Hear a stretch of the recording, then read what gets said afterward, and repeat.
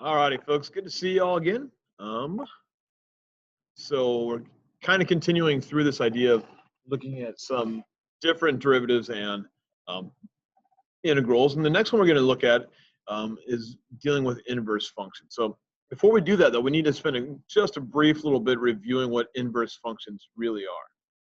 Remember, inverse functions are a series of functions that are symmetrical over the line of y equals x. So let's just draw up the line of y equals x. There we go. So we'll let this be the line y equals x.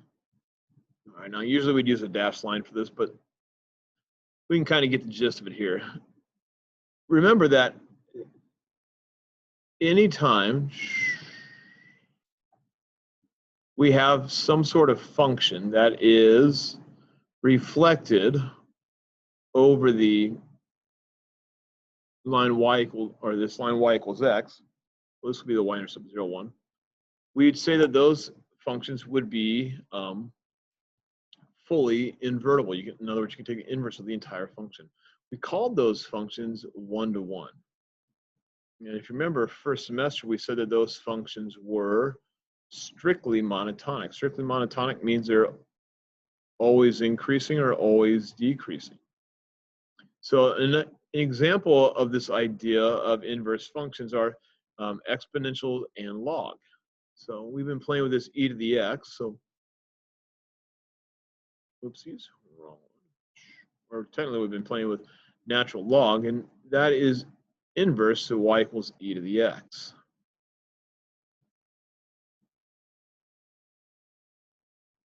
So y equals the natural log of x. These are inverse functions to each other, just because they are reflected over the line of y equals x. In other words, if we take x and y, we can actually take it from one to the other. So we'd say that a function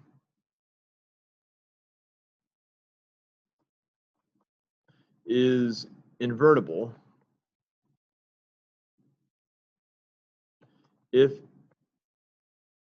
it is one-to-one on its entire domain. If it's not, we have to limit the domain.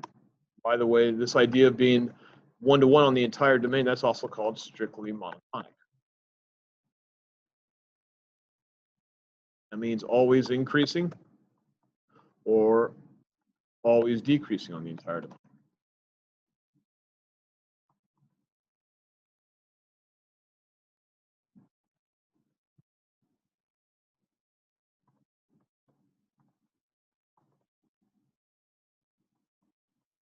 So if it's fully invertible, that means it's going to be strictly monotonic because it has to pass both the x-axis and the y, or the vertical line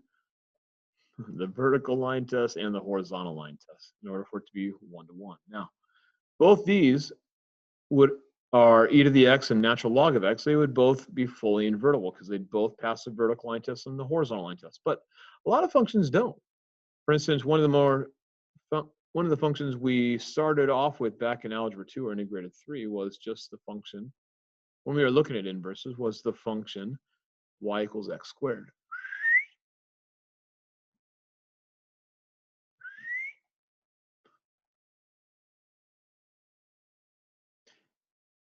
And for this one, why it's a function, because it passed the vertical line test, it didn't pass the horizontal line test. So what we said to do was, let's limit it, and let's only take just a portion of it, so that way we can actually make it pass both the vertical line test and the horizontal line test, so that our inverse would also be a function. And we did that by just taking the positive side, although we could have taken the negative side, taken the positive side of the parabola. So we said, let's just do y equals x squared from x being greater than or equal to 0. So let's not take the entire thing. Let's just take just a portion of it, a part of it. And then we got into this idea of playing with a function rule. So let's go ahead and take a graph here. What if I told you, give you the graph f of x equals, oh, let's go 4 over x minus 2.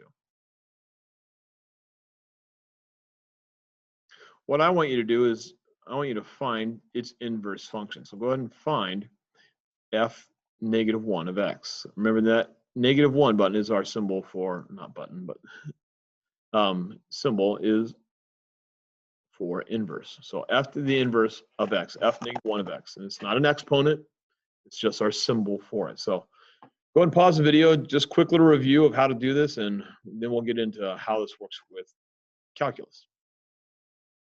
All right, so the first thing you guys probably did is you took your y and your x, changed f of x into y, and then you flipped your x and your y. So y became x and x became y. And the reason why is, again, they're reflected over the line y equals x. So if they're reflected over, that means we can flip it to determine that inverse. So we change our y and our x, and then we're going to go back and solve for y. So we have 4 equals xy minus 2x. So then we end up with 4 plus 2x.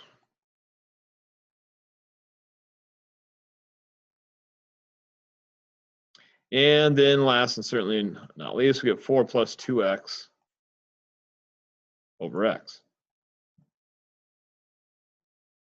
And now that we've got y by itself, that means that that would actually be our inverse. So the inverse function would be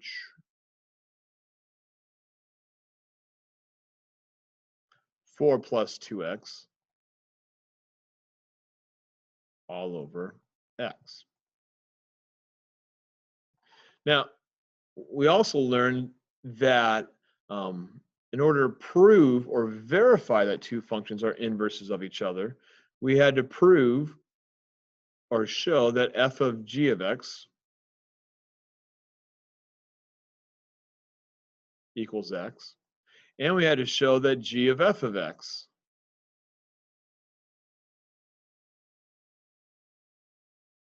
was equal to x. So let's go ahead and let's let f of x still be 4x minus 2, 4 over x minus 2. And now let's let g of x be this invertible function. Now we can go through and prove, are these two functions actually inverses of each other? Remember, and we did this back in pre-cal, you did it in integrated 3. Remember that we have to show both f of g of x equals x and g of f of x equals x. So friends, go ahead and pause the video and do it. All right, so to prove it, we're going to take g of x and we're going to plug it in for each place that we see our x. So 4 over, well, g of x was 4 plus 2x.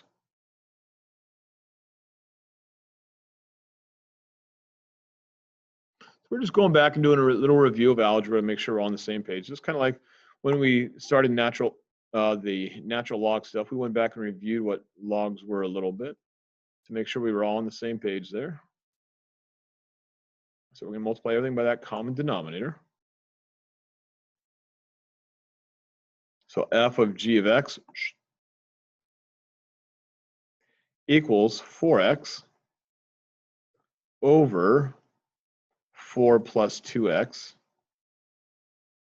minus 2x.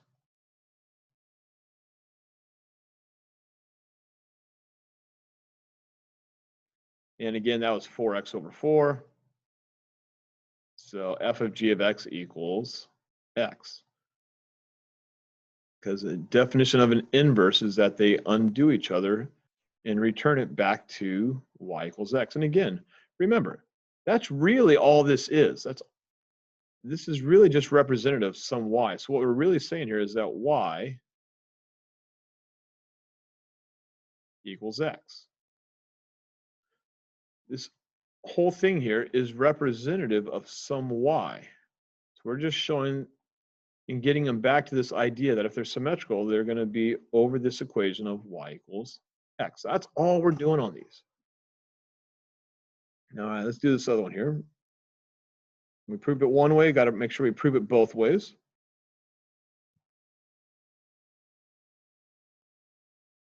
And again, like I said, we did all this in pre-cal. You did it also in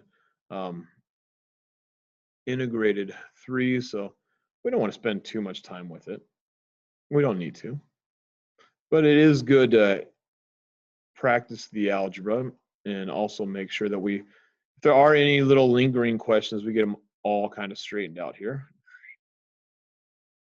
And we have 4 over x minus 2. Notice there are 2x on this one, so we had to plug them in for both. And then we multiply by that common denominator. So we're going to multiply by x minus 2, multiply by x minus 2, and multiply by x minus 2.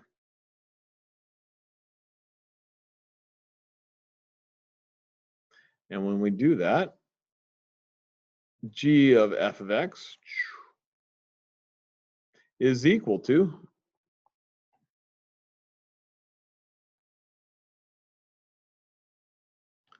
we end up with 4x minus 8. The x minus 2's cancel out there, so I have 2 times 4, which is 8, all over 4. So g of f of x is 4x over 4.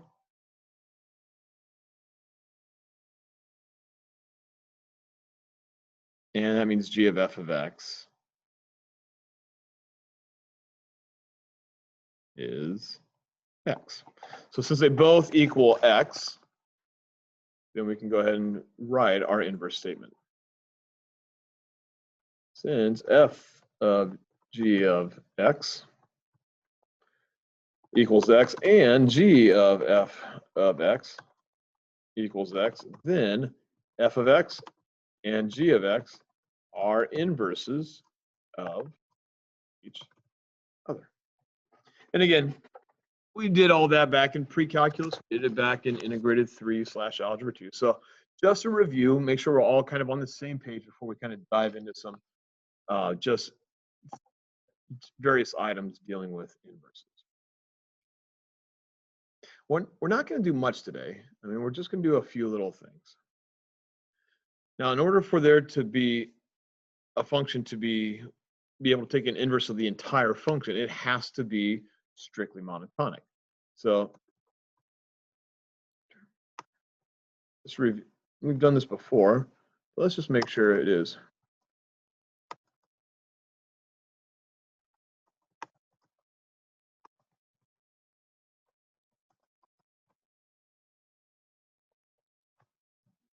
Let's determine if this function right here is strictly monotonic.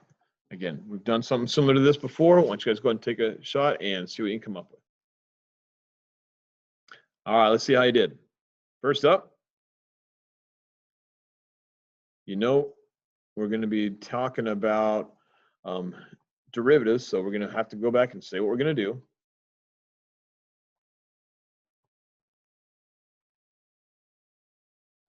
Is increasing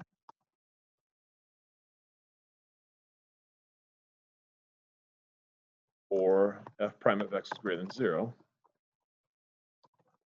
the entire domain, or decreasing f prime of x is less than 0 over the entire domain.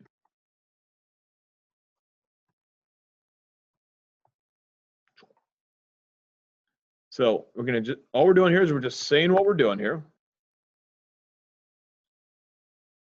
So I'm giving myself permission to deal with the derivative.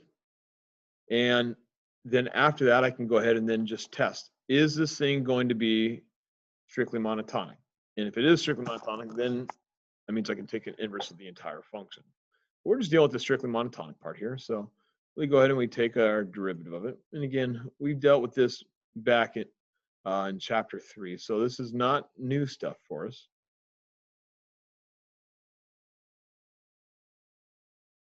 So we set it equal to 0.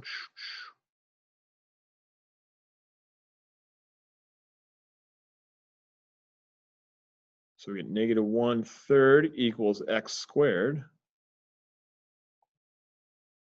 And that means we get a plus or minus I over 1/3. Well, friends, we're not dealing with imaginary numbers here. So that means that it doesn't change signs.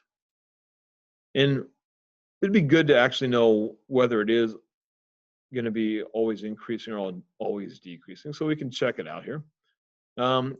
Since it doesn't matter, it never changes signs, we can plug in any number we want from negative infinity to positive infinity just to see what happens here. If we plug 0 in there, we get 1. So that means over this entire domain, the entire thing is going to be greater than 0. So we're going to do, we did the work, and now that we're done, we're going to say what we found, friends. Since f prime of x is greater than 0 from infinity to negative infinity, I should do that the other way, negative infinity to positive infinity, then f of x is strictly monotonic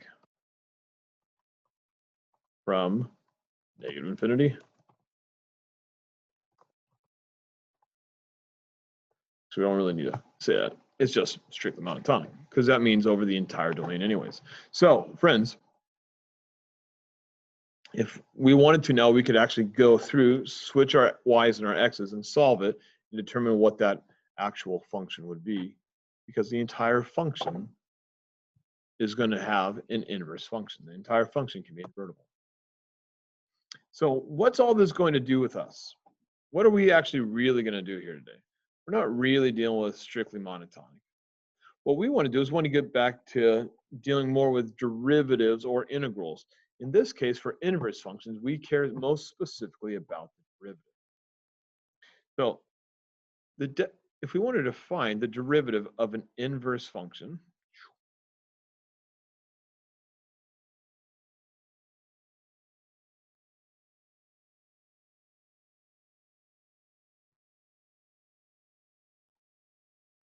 we need to go through and see if we can't verify it a little bit. So first up, let's start off with some f of x function.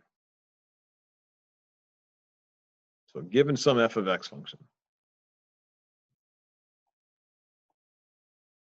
let's let g of x be the inverse of it.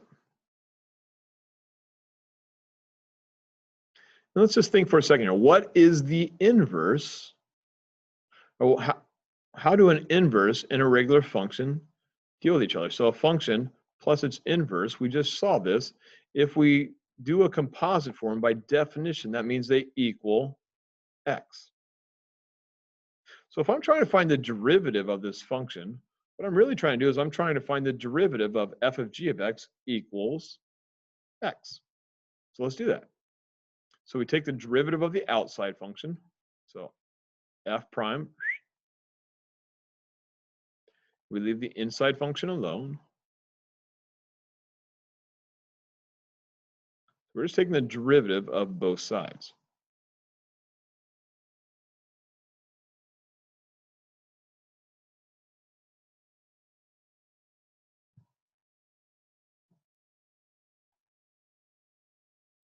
And we're going to multiply that by g prime of x. That's just a chain rule. That's the definition of the chain rule on that one. And what we want to do is, if we're taking the derivative of one side, that means we really need to take the derivative of the other side. So let's add that in there as well. We're just seeing if we can actually go through and figure out what the derivative is of an inverse function.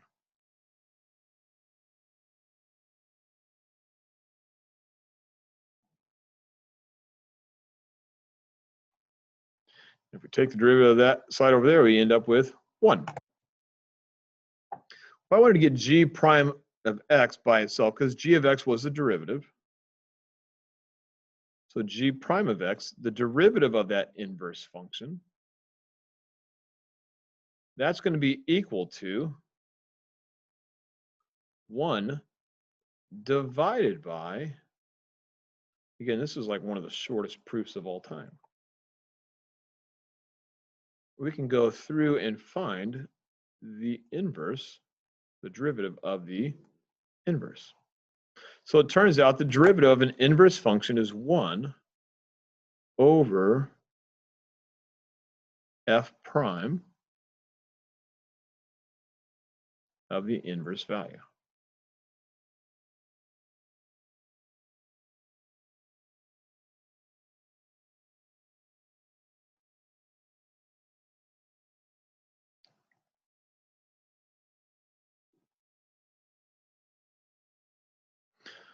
So this is going to be essentially what we're going to play with here for a little bit. We're going to do a couple little derivatives with this, and then we're going to essentially call it a day. I'm not going to go too terribly crazy, just a little bit. So let's rewrite that again to make sure we have that here. We have something to kind of refer back to. So the derivative of an inverse function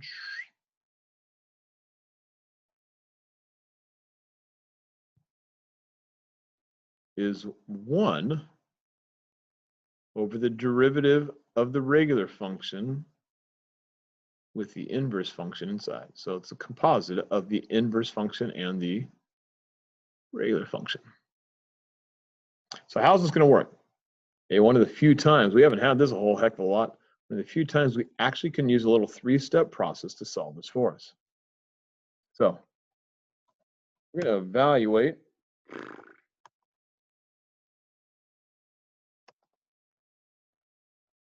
f inverse of 3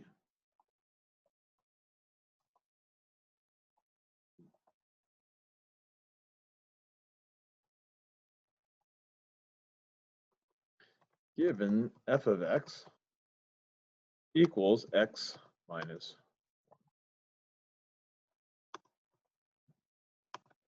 1. Fill in some of the dots so you actually know what equation we are actually dealing with here. So we're going to do the derivative. We're going to evaluate it given the square root of x minus 1. So evaluate the derivative of the inverse of 3 for f of x equals x minus 1. Now realize, this is the x value of my inverse function. If on an inverse function x and y flip-flop, this x value of my inverse function will actually be the y value of my regular function. So our very first thing we always do, I'm going to plug the x value of the inverse into the y value of the regular function.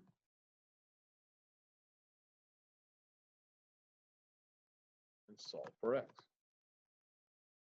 So I'm going to take this x value, instead of plugging it in for my x of my regular function, I'm going to plug it in for y of my inverse function.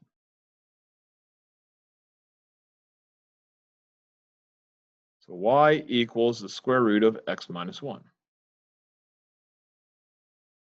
So I square both sides, so 9 equals x minus 1.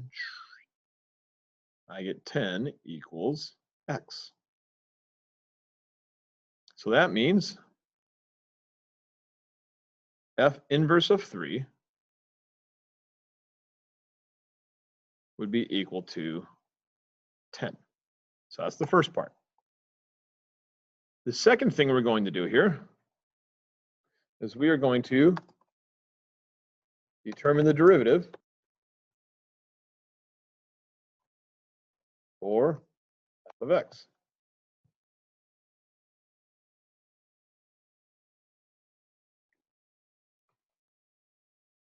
And again, not too bad. I need to take my inverse, and I'm eventually going to put these two things together.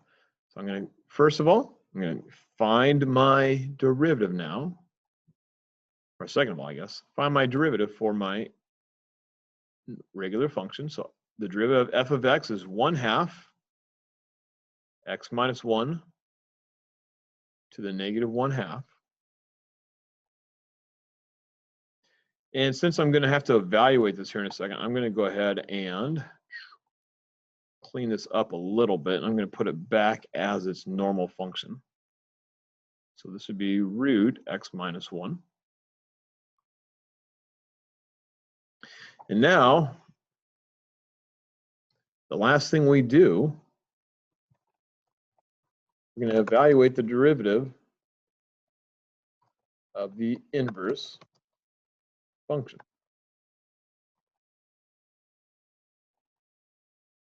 So the last thing we do, so we have this whole, so we put it all together.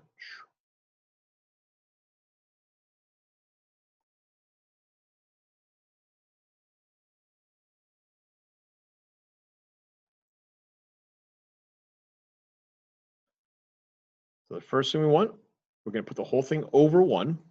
That's what the derivative is. And it says I want to have the derivative in my denominator. So here's my derivative. I'm going to put it in the denominator.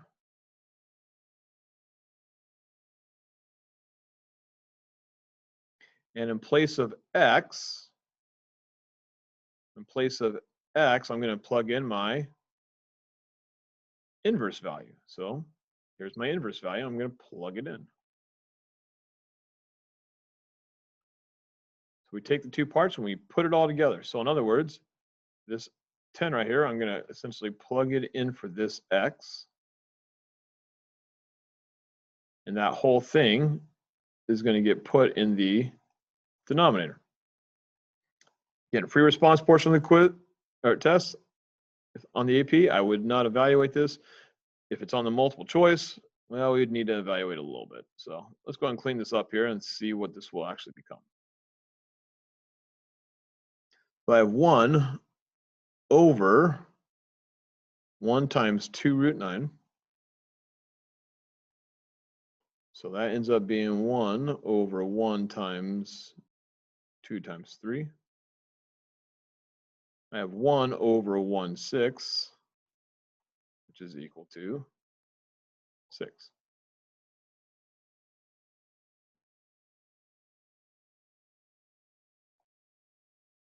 So that means if I were to evaluate that derivative, that would be equal to positive 6.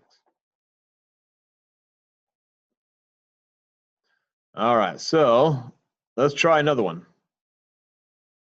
Let's try another one here. I'm going to leave this up here while you guys do this, and then after that, we will call this a day. Evaluate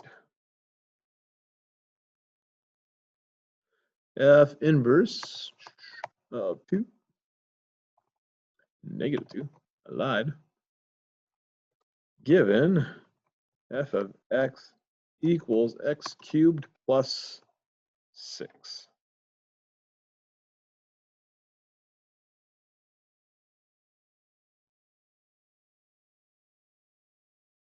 That's an x cubed plus 6. All righty, friends, go ahead and pause the video and let's see what you guys came up with. All right, here we go. I'm going to go ahead and get rid of all this here. Magic eraser, magic eraser. We are playing with the magic eraser.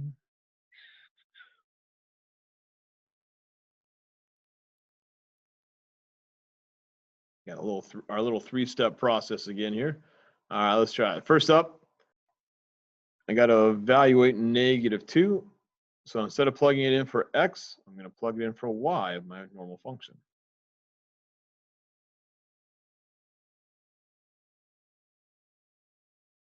So that means I get negative 8 equals x cubed. The cube root of negative 8 would be a whopping negative 2. So the inverse value of 2, negative 2, would be equal to negative 2. All right, now it says determine the derivative of the value. I can do that. That one's not terribly bad. If f of x is x cubed plus 6,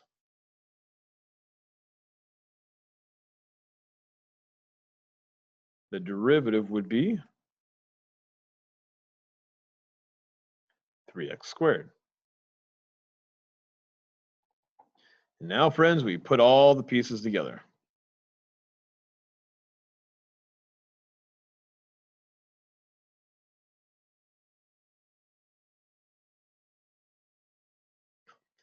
And the derivative of an inverse function, it will fall somewhere on your AP test.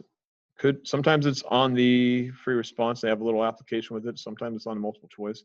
Every once in a while, they give you 2 of them. But usually, you're just going to have it as one multiple choice question. The issue that comes up with is where's it going to be? Because nobody really knows, friends. All right. And when we take the inverse of this, we end up with 1/12. All righty, friends. Well, that ends the day here. So I will see you in class, and we will talk a little bit more about this. Take care.